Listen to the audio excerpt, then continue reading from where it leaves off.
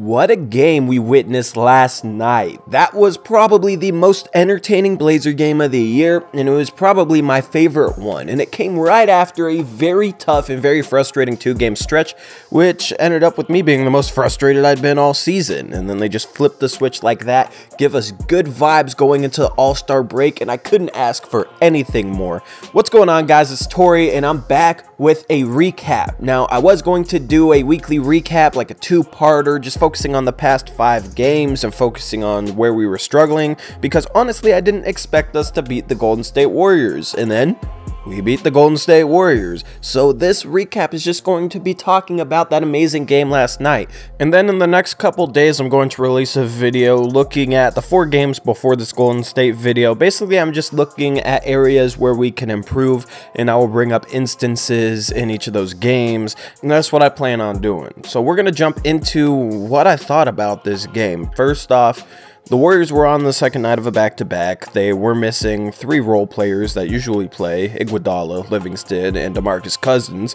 So it's not like we beat a full-strength Warriors team, but this team still had 4 All-Stars. Livingston and Iguodala aren't huge difference makers, so I was still very, very impressed with this win, especially when we had lost all momentum and really struggled in the 4 games prior to this. I think the first thing I got to get out of the way is I really hope that Zach Collins plays power forward next to Enes Kanter for his defense. And if you watch that Warriors game, his defense was phenomenal. That dude didn't hit a shot from the field, but his defense was game-changing. His attitude and his energy was game-changing as well. That block he had on Damian Lee driving the lane was the best block that I've seen all year. And then him getting into it with Klay Thompson, Kevon Looney, Kevin Durant, he got into it with pretty much everybody, and their players were obviously mad at Zach Collins. They were heckling him from the bench. You're talking about future Hall of Famers heckling a second-year player from Gonzaga while they're just sitting on the bench getting beat by 20. It was absolutely beautiful to see. I also loved how many Warrior fans were all up in arms about Zach Collins on Twitter after the game. They can't stand this dude. And I love having one of those guys that other teams hate. They have Draymond. He's the king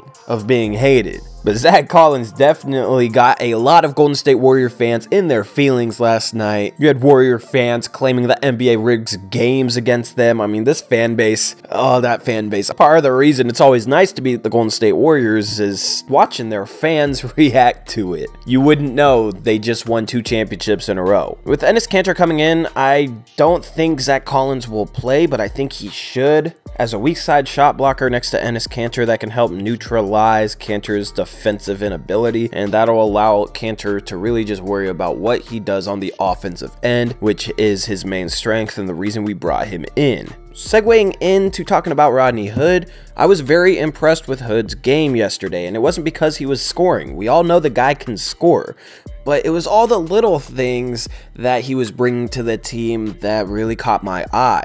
This is a guy coming in that was labeled as a guy who can score but can't really do much else, and if he's not hitting shots, he's not really going to help the team. Kind of like CJ McCollum when CJ McCollum is struggling.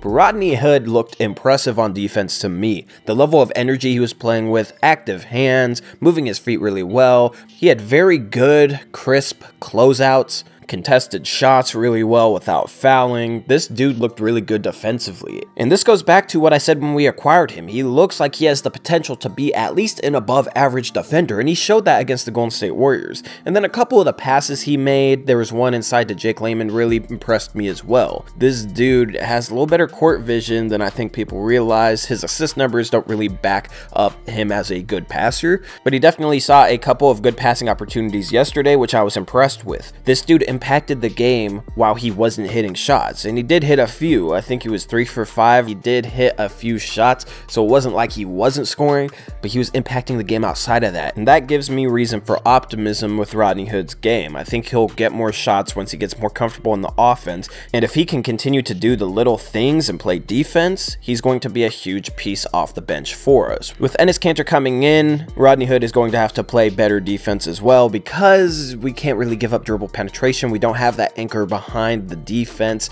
that's able to make up for mistakes on the perimeter. So we have to stop dribble penetration. And if Rodney Hood defends like he did last night, he's definitely going to help our defense. Jake Layman had another terrific game, and really it was just a terrific half. He had 17 points during his final shift during the fourth quarter. He did not score in the first half, and I think he only got one shot.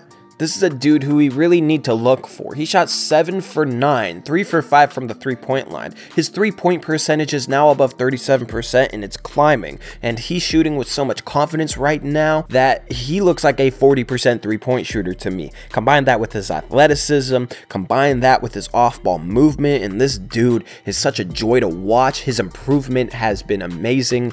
And I really do love watching players develop before our eyes. Just players transform from a guy who couldn't see the floor last year to a guy that's probably our best forward this year. This dude is just playing like he belongs. He's playing with that energy, that fire, that edge that I love to see out of players. He might hustle more than anybody on the team. Like, I can rave about Jake Layman all day. What he brought to that Golden State game yesterday kind of turned the tables. Him and Zach Collins were probably the biggest factors in us finally pulling away from the Golden State Warriors. Another thing with Jake Layman is I think his defense is improving. His team defense is a little bit better, but mostly he's just not as jumpy as he was earlier in the season. Earlier in the season, he would jump at every pump fake. He would be a little too jittery, a little too easy to fake out with a simple crossover and that type of thing. I think his defense is a lot more solid now, and even though it's not spectacular, solid defense from Jake Layman is all that we need because of how much he opens up our offense, how much his cutting gets things rolling for the offense, how much his shooting is able to space the floor, how him running in transition creates transition opportunities not only for himself but for others, because he makes the defense really have to focus on getting back to stop Jake Layman from throwing down lobs on their heads. And I'd have to say Jake Layman is probably the #1 reason for our improvement before the All-Star break. Now, I was impressed with Terry Stotts rolling with the bench throughout a good part of that fourth quarter. The bench unit was pulling away against the Golden State starters, and instead of simply running them to their normal time where they get subbed out and bringing back in the starters, Terry Stotts gave them a couple of extra minutes, and the bench continued to produce and pull away from Golden State. Now, Golden State only had 2 points during a 7-minute span during that fourth quarter. From about the 8:42 mark to a little over a minute left in the game, they went from 101 to 103. The defense from that bench unit was phenomenal, and that just shows what I'm talking about with a guy like Jake Layman, who's improved offensively, with a guy like Zach Collins, who is great on that end in my opinion. To do it against the best offensive team in basketball, to do it against 4 all-star level players and 2 elite level scorers, that was very impressive. And props to Stotts for doing something that I've asked for in certain games and not subbing in back CJ McCollum at the end of the fourth quarter. In the past, even if CJ's been having a terrible game and struggling, Terry Stotts always subs him back in